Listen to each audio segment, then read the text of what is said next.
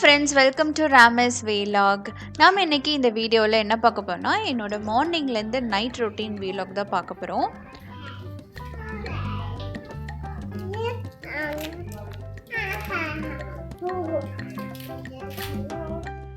So இன்றைக்கி லஞ்சுக்கு பார்த்திங்கன்னா தட்டாம்பயிறு போட்டு குழம்பு தான் செய்ய போகிறோம். தட்டாம்பயிறு வந்து பார்த்திங்கன்னா நேற்று முந்தா நாள் வந்து நைட்டே நல்லா வந்து ஊற வச்சு எடுத்து வச்சுருக்கேன். இதே தட்டாம்பயிறு உங்களுக்கு 2 வெரைட்டியில் கிடைக்கும். இது வந்து ஒயிட் கலரில் இருக்குது, இன்னொன்று வந்து பார்த்திங்கன்னா ஃபுல்லாகவே ப்ரௌன் கலரில் இருக்கும். அந்த மாதிரி ஒரு தட்டாம்பயிரும் இருக்கும். இதை நல்லா நம்ம வந்து நான் நல்லா கழுவிட்டு தான் வந்து ஊற வச்சதுனால அந்த தண்ணியோடவே சேர்த்து ஊற வச்சுக்கிறேன். அப்புறம் வந்து இந்த மசாலா பேஸ்ட்டு பார்த்திங்கன்னா சின்ன வெங்காயம், ஒரு 5 பல் பூண்டு, சீரகம், சோம்பு, தேங்காய், வத்தல் இதெல்லாம் சேர்த்து நல்லா வந்து வதக்கணும். எண்ணெயில் வந்து நல்லா அந்த ஆனியன்லாம் நல்லா கலர் மாறுற வரைக்கும் வதக்கிக்கோங்க. அந்தளவு நல்லா வதக்கினப்புறம் அரைச்ச பேஸ்ட்டு தான் இது. இது வந்து இந்த குழம்புக்கு ஒரு கறி குழம்பு டேஸ்ட்லேயே இருக்கும். ரொம்ப நல்லாயிருக்கும் இந்த மாதிரி அரைச்சி ஊற்றி நம்ம செய்யும்போது குழம்பு. இந்த மாதிரி பயிர் குழம்புலாம் செய்யும்போது நம்ம வந்து இந்த உருளைக்கிழங்கு, பீன்ஸ் எல்லாம் கட் பண்ணி போட்டோம்னா இன்னுமே டேஸ்ட் வந்து நல்லாயிருக்கும். இதில் வந்து பார்த்திங்கன்னா நான் 2 தக்காளியை வந்து கட் பண்ணி சேர்த்துருக்கேன். ஒரு நல்ல வந்து பழுத்த தக்காளியாக சேர்த்துருக்கேன். குழம்பு மசாலா தூள் பார்த்திங்கன்னா ஒரு 1.5 டீஸ்பூன் அளவுக்கு சேர்த்துருக்கேன். உங்ககிட்ட அந்த மாதிரி தூள் இல்லாட்டி மல்லித்தூளும் மிளகாய் தூளும் மிக்ஸ் பண்ணி நீங்கள் சேர்த்துக்கலாம். தக்காளியை ஒரு தடவை நல்லா மேஷ் பண்ணிவிட்டு நம்ம வந்து குக்கரில் வேக வைக்கும்போது குழம்பு வந்து இன்னும் நல்லா டேஸ்ட்டாக இருக்கும். ஸோ உங்களுக்கு தேவையான அளவுக்கு தண்ணி சேர்த்துக்கோங்க. இதை அப்படியே விட்டு அந்த பயிர் வேகிற வரைக்கும் நம்ம வந்து வேக வச்சு எடுத்துக்கலாம். ஒரு மேக்ஸிமம் ஒரு 5 விசில் விட்டிங்கனாலே உங்களுக்கு பயிர் வந்து பார்த்திங்கன்னா நல்லா சாஃப்டாக குக் ஆகிடும். ஸோ இதுக்கு வந்து சைட் டிஷ்க்கு வந்து பார்த்திங்கன்னா கேரட் பொரியல் செய்யலாம் தான் இருந்தேன். ஆனால் வந்து ஒரு கேரட் மட்டும் தான் இருந்தது. அதே போல் பன்னீரும் பார்த்திங்கன்னா ஒரு பாதி பன்னீர் இருந்தது. ஸோ 2யுமே நம்ம மிக்ஸ் பண்ணி ஒரு பொரியல் செய்யலாம் அது அப்படின்ற பிளான் பண்ணியிருந்தேன். ஸோ அதனால் வந்து கேரட்டை நல்லா துருவி எடுத்துட்டேன். இப்போ இதிலே பார்த்திங்கன்னா நம்ம பன்னீரும் துருவிடலாம். பன்னீர் வந்து ஒரு ஹாஃப் பன்னீர் தான் இருந்தது. ஸோ அதையும் வந்து துருவிக்கலாம்.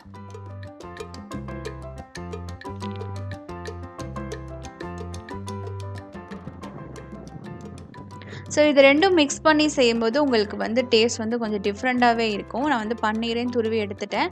பன்னீர் வந்து புளிக்காத பன்னீர், ஃப்ரெஷ் பன்னீராக இருந்தால் இந்த பொரியல் ரொம்பவே நல்லாயிருக்கும். இந்த பொரியல் செய்கிறதுக்கு கொஞ்சமாக வந்து எண்ணெய் சேர்த்துக்கோங்க கடாயில். இதில் வந்து பார்த்திங்கன்னா நம்ம வெங்காயம் சேர்த்துக்கலாம். ஒரு பாதி வெங்காயம் சேர்த்துருக்கேன். இது நல்லா வந்து ஃப்ரை ஆகட்டும்.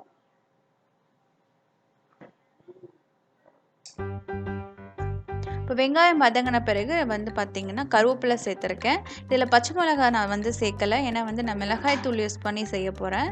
இப்போ இதில் வந்து ஃபஸ்ட்டு வந்து கேரட்டை போட்டுடலாம். ஏன்னா வந்து பன்னீர் வந்து ரொம்ப சீக்கிரமே குக் ஆகிடும், கேரட்டும் அப்படி தான். ஆனால் ஃபஸ்ட்டு வந்து நம்ம கேரட்டை போட்டு நல்லா கொஞ்சம் நேரம் வதக்கின பிறகு அதுக்கப்புறம் வந்து பன்னீர் சேர்த்துக்கலாம்.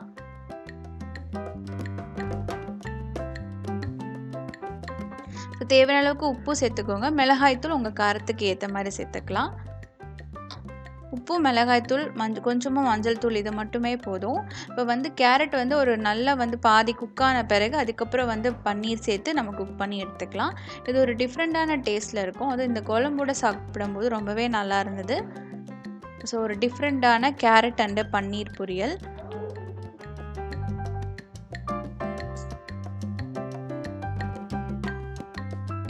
ஸோ இதுவும் ரெடி ஆகிடுச்சு. இதை நம்ம மாற்றி எடுத்து வச்சுக்கலாம். நம்ம வந்து குழம்பு பார்த்திங்கன்னா நான் 5 விசில் விட்டுருந்தேன். ஸோ அதை வந்து விசில் நல்லா வந்து பயிறு வந்து சாஃப்டாகவே குக் ஆகிடுச்சு. ஸோ அதை வந்து வேற ஒரு கடாயில் நம்ம மாற்றி வச்சுக்கலாம். இந்த மாதிரி வந்து குக்கரில் நீங்கள் குழம்பு செய்யும்போது அதை வந்து இந்த மாதிரி ஓப்பன் கடாயில் வச்சு ஒரு 2-3 தடவை கொதிக்க விட்டிங்கன்னா அதோட ஃப்ளேவர் வந்து ரொம்பவே நல்லாயிருக்கும். இப்போ வந்து பயிரும் பார்த்திங்கன்னா ரொம்ப சாஃப்டாக குக் ஆகிடுச்சு. ஸோ குழம்புக்கு தேவையான அளவுக்கு உப்பு சேர்த்துக்கலாம். இப்போ நான் கடைசியாக வந்து நம்ம தாளித்து கொட்டிக்கலாம். கொஞ்சமாக வந்து எண்ணெயில் கடுகு, உளுந்த பருப்பு, சோம்பு, அப்புறம் பார்த்திங்கன்னா பெரிய வெங்காயம் இதெல்லாம் போட்டு நல்லா வந்து வெங்காயத்தை ஃப்ரை பண்ணியிருக்கேன், நல்லா வந்து வதக்கியிருக்கேன். ஸோ இந்த மாதிரி வதக்கி கடைசியாக ஊற்றிட்டு குழம்பு இறக்கும் போது உங்களுக்கு அவ்வளோ மணமாக இருக்கும். டேஸ்ட்டும் பார்த்திங்கன்னா சூப்பராக இருக்கும். இது வந்து சப்பாத்திக்குமே இந்த குழம்பு வந்து ரொம்ப நல்லாயிருக்கும். ஸோ இதெல்லாம் நாங்கள் சாப்பிட்டுட்டு வந்து ஈவினிங் வாக்கில் பார்த்திங்கன்னா நான் வந்து ப்ளே கிரவுண்டுக்கு கூப்பிட்டு போயிருந்தேன். ஸோ கொஞ்சம் நேரம் அங்கே விளையாட விட்டுட்டு தான் நான் கூப்பிட்டு வந்தேன்.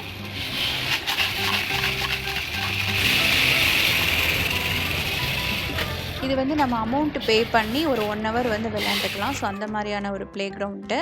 ஸோ இங்கே போயிட்டு வந்தப்புறம் வந்து பார்த்திங்கன்னா டின்னருக்கு வந்து நான் வந்து இடியாப்பம் செய்யலாம் இருந்தேன். நான் இந்த பிராண்டு வந்து வாங்கியிருந்தேன், பிராமின்ஸ் அப்படின்ற பிராண்டு. ஸோ ஓகே, ட்ரை பண்ணி பார்க்கலாம். இது வந்து புட்டும் ஆப்பம் இடியாப்பம் எல்லாமே இந்த மாவில் செஞ்சுக்கலாம். ஓகே, ட்ரை பண்ணி பார்க்கலான்னு தான் வாங்கியிருந்தேன். அதுவும் கூடவே நம்ம வந்து படம் பார்த்துக்கிட்டே வந்து செய்ய போகிறேன். ஒரு நெட்ஃப்ளிக்ஸில் யுனைடெட் 93 அப்படின்னு ஒரு ஃபிலிம் இருந்தது.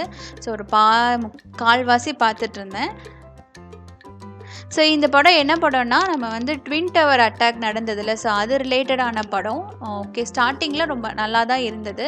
இப்போ வந்து நம்ம மாவு வந்து மிக்ஸ் பண்ண ஆரம்பிச்சிடலாம். நான் வந்து கொஞ்சம் நிறைய மாவு தான் எடுத்திருக்கேன். ஏன்னா வந்து இந்த மாவே யூஸ் பண்ணி நம்ம வந்து பால் கொழுக்கட்டையும் செய்யலாம். ஸோ இந்த மாவுக்கு ஏற்ற மாதிரி உப்பு சேர்த்துக்கோங்க. எண்ணெய் பார்த்தீங்கன்னா தேங்காய் எண்ணெய் சேர்த்துக்கோங்க. ஒரு டீஸ்பூன் இல்லை 2 டீஸ்பூன் அளவுக்கு சேர்த்துக்கலாம். இப்போ இந்த மாவில் அந்த உப்பும் எண்ணெயும் நல்லா மிக்ஸ் ஆகிற அளவுக்கு நல்லா வந்து நம்ம மிக்ஸ் பண்ணிக்கலாம். இப்போ நான் வந்து தண்ணி வந்து நல்லா கொதிக்க வச்சுருக்கேன். நல்லா கொதிக்க வச்ச தண்ணியை கொஞ்சம் கொஞ்சமாக சேர்த்து நல்லா மிக்ஸ் பண்ணிக்கோங்க. இது ரொம்ப நிறைய ஒரே டைமில் தண்ணி சேர்த்துட்டோம்னா மாவு வந்து ரொம்ப தண்ணி ஆகிடும். அப்புறம் அதுக்கு தண்ணி ஆயிடுச்சுன்னா இன்னும் கொஞ்சம் மாவு வந்து சேர்க்க வேண்டியதாக இருக்கும். ஸோ அதனால் வந்து கொஞ்சம் கொஞ்சமாக தண்ணி சேர்த்து நம்ம மிக்ஸ் பண்ணிக்கலாம்.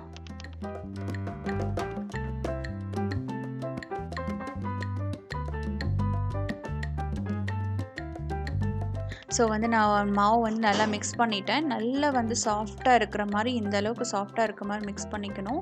மாவு சாஃப்டாக இருந்தால் உங்களுக்கு வந்து இடியாப்பமும் நல்லா வரும்.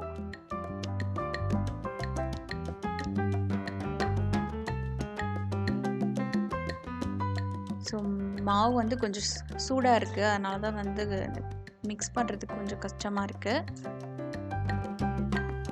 ஸோ உங்கள்கிட்ட எந்த மாதிரியான இடியாப்பம் உங்களுக்கு இருக்கோ அது மாதிரி எடுத்துக்கோங்க. நான் வந்து ஒரு திருகு மாதிரி இருக்கும், அது மாதிரி தான் என்கிட்ட அந்த டைப்பில் தான் இருக்குது. ஸோ வந்து ஃபுல்லாக வந்து நம்ம எண்ணெய் தடவிக்கலாம். அந்த தட்டு அந்த குழாய் ஃபுல்லாக நம்ம எண்ணெய் தடவிட்டோம்னா மாவு வந்து ஒட்டாது. ஸோ நம்ம வந்து கழுவுறதுக்கும் ரொம்ப கஷ்டமாக இருக்காது. ஸோ அதனால் வந்து கொஞ்சமாக எண்ணெய் தடவிட்டு அதுக்கப்புறம் வந்து மாவு வந்து உள்ளே ஸ்டஃப் பண்ணிக்கலாம். ஸோ இந்த அளவுக்கு நீங்கள் சாஃப்டாக இருந்தால் தான் உங்களுக்கு ஈஸியாக வந்து திருக முடியும். இல்லைனா வந்து கையெல்லாம் வலிக்க ஆரம்பிச்சிடும். நீங்கள் ரொம்ப நேரம் நீங்கள் செய்யும்போது கைவெல்லாம் வலிக்க ஆரம்பிச்சிடும். நம்ம மாவு வந்து கெட்டியாக இருந்தால் நீங்கள் ரொம்ப ஓவர் ப்ரெஷர் போட்டு செய்கிற மாதிரி இருக்கும். ஸோ மாவு வந்து கொஞ்சம் இந்த அளவுக்கு சாஃப்டாக இருக்கணும்.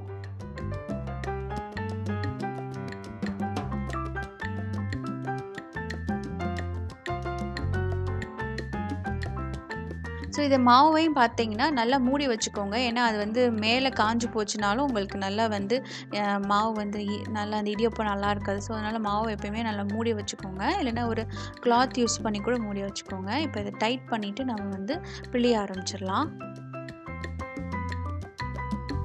ஸோ நான் இந்த மாதிரி தான் வந்து இட்லி தட்டில் தான் செய்வேன். இப்போ இடியாப்பத்துக்குன்னே தட்டெல்லாம் வந்து விற்கிது. அது வந்து இப்போ எங்களால் வாங்க முடியாது. ஊருக்கு போயிட்டு வரும்போது தான் அந்த இதெல்லாம் வாங்கிட்டு வரணும். ஸோ இதில் வந்து நீங்கள் சுற்றியும் ஊற்றலாம், இல்லைனா இந்த மாதிரி இட்லி மாதிரி குழி குழியாக அந்த குழியிலையும் ஊற்றலாம்.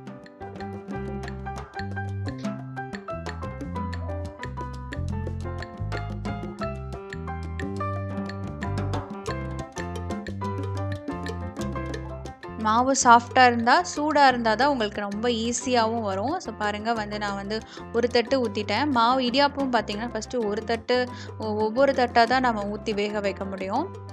இப்போ நான் வந்து அந்த படம் பார்க்கல, வேறு படம் பார்த்துட்ருக்கேன். ஏன்னா அது வந்து பாதிக்கு மேலே நல்லா இல்லை, ரொம்ப வந்து ஸ்லோவாக போகிற மாதிரி இருந்தது ஸ்டோரி.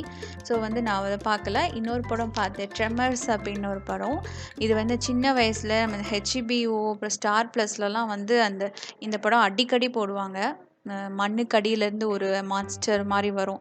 அது வந்து இந்த படம்லாம் இந்த விஜய் டிவிலேயே நிறைய தடவை போட்டிருக்காங்க. ஸோ அந்த படம் தான் பார்த்துட்ருந்தேன். இப்போ வந்து தேங்காய் பால் செய்கிறதுக்கு தேங்காவெல்லாம் கட் பண்ணி எடுத்து அதை வந்து பால் எடுக்க போகிறோம். தேங்காய் பால் செய்கிறதுக்கு நீங்கள் வந்து வார்ம் வாட்டராக யூஸ் பண்ணிங்கன்னா உங்களுக்கு பால் வந்து நிறையாவே கிடைக்கும்.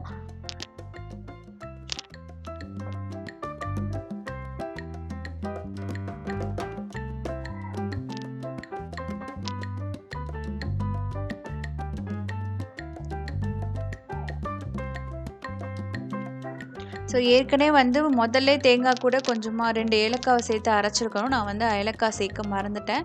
ஸோ அதனால் 2ஆம் தடவை 2ஆம் பால் எடுப்போம்ல, ஸோ அந்த டைமில் ஒரு 2 ஏலக்காய் சேர்த்து அரைச்சி தேங்காய் பால் வந்து எடுத்து வச்சுக்கிட்டேன். இதில் வந்து நீங்கள் சர்க்கரையும் சேர்த்துக்கலாம்.